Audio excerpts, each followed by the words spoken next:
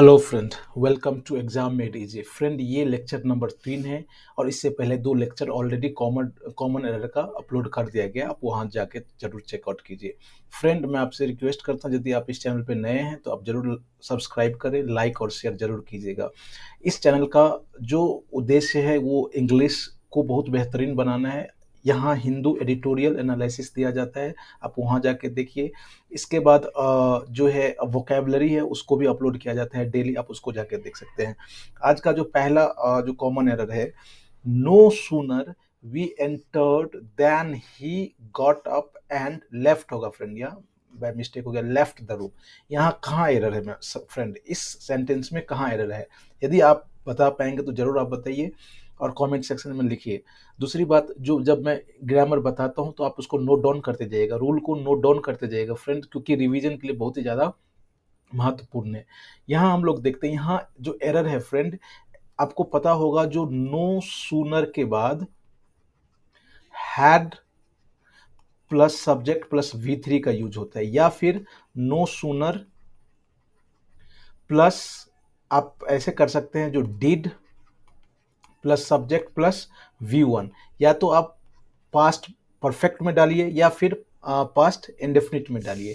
तो यहाँ एंटर्ड है, V3 लगा हुआ है, इसका मतलब हम यहाँ नो सुनर हैड का यूज होगा, फ्रेंड।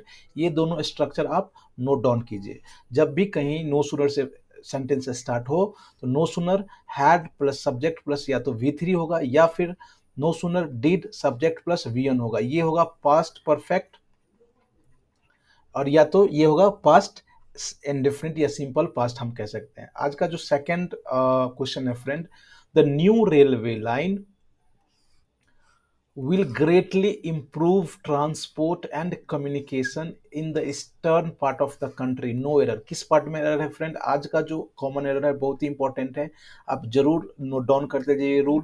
आप कमेंट सेक्शन में आप अपना आंसर लिखिए, 5 में आप कितना सही कर पाते हैं, राइट।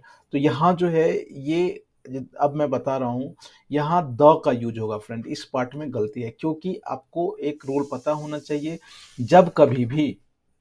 जब कभी भी non plus of plus non हो, इस चीज में ऐसा कहीं दिखाई दे तो इससे पहले द का यूज होता ही है। तो आप यहाँ देखिए, इस ये ईस्टर्न पार्ट है, ऑफ लगा हुआ है, और ये कंट्री है, तो नॉन ऑफ और ये नॉन है, तो कहने का मतलब यहाँ क्या हो जाएगा, द का यूज होगा, the in the eastern part, in the eastern part. ये स्ट्रक्चर बहुत काम का होता है फ्रेंड, आपको बहुत सारे एग्जाम में लिखा जाता है, पूछा जाता है, तो आप इसको नोट डाउन कीजिए। Non plus of plus non हो तो उससे पहले द का यूज होता ही है, इससे पहले द का यूज होता ही है। इस स्ट्रक्चर को आप लोग लिखिए। आज का जो तीसरा और इम्पॉर्टेंट कॉमन एरर है, कॉमन डिडक्शन है, the receptionist asked me who do I want to meet in the office. No error. किस पार्ट में है एरर फ्रेंड, आपको बताना है। तो मैं आपसे आशा रखता हूं जो आप जरूर सॉल्व करते होंगे। यहाँ सेकेंड पार्ट में गलती है। सबसे पहले तो आपको ये पता होना चाहिए, जो डायरेक्ट और इनडायरेक्ट नरेशन का ये क्वेश्चन है, तो मैं आपको ये कहूंगा, यदि जो रिपोर्टिंग क्लॉज जो होता है, रिपोर्टिंग क्लॉज, राइट, ये रिपोर्टिंग क्लॉज है, तो हाँ, रिपोर्टिंग, सॉरी आवाज थोड़ा डिस्टर्ब हो रहा है, रिपोर्टिंग क्लॉज ये पास्ट टेंस में है, तो यहां भी ये पास्ट टेंस में होगा, राइट। तो यहां हो जाएगा whom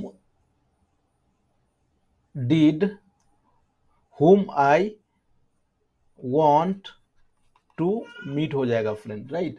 क्या हो जाएगा, whom I want to meet, right. Next जो आज का जो चौथा जो इंपॉर्टेंट है, the criminal was sentence to death and was hung for his crime. कहाँ इसमें गलती है, तो इसमें हंग के जगह हैंग होगा फ्रेंड। क्या होगा, हैंग्ड, राइट। आपको ये चीज पता होना चाहिए। सबसे पहले हैंग और हैंग, इसका मतलब होता है लटकाना, राइट, और इसका मतलब होता है फांसी देना। अब जो इसका V2 हो जाएगा, इसका V2 हंग हो जाता है और इसका हैंग्ड हो जाता है। इसी तरह से इसका V3 भी क्या हो जाएगा, हंग हो जाएगा और इसका V3 हैंग्ड हो जाएगा। तो ये डिफरेंस आपको देखना है। तो यहाँ क्रिमिनल के लिए हैंग्ड होगा, फांसी लटकाना, तो यहाँ HANGE हैंग्ड हो जाएगा फ्रेंड। और आज का जो लास्ट है, the villagers fled away their houses when they saw the flood water rising। अब यहाँ कह रहा है जो जो गांव के लोग हैं वो गांव घर छोड़कर भाग गए जब उन्होंने देखा कि पानी का लेवल जो है बढ़ रहा है। कहाँ गलती है फ्रेंड, आप उसको सॉल्व कीजिए। बहुत ही स्टैंडर्ड क्वेश्चन है, बहुत सारे एग्जाम में इस तरह के क्वेश्चन पूछे जाते हैं, राइट। तो चलिए मैं सॉल्व करता हूँ। यहाँ अवे का यूज नहीं होगा, ये अवे का यूज सुपरफ्लुअस है, क्योंकि फ्लेड जो कि फ्ली का क्या है, पास्ट फॉर्म है। तो फ्ली मतलब ही होता है भाग जाना, फ्ली मतलब ही होता है भाग जाना।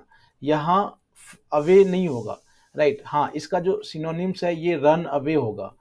जब रन का यूज होगा तो आप वहाँ अवे लिख सकते हैं, राइट।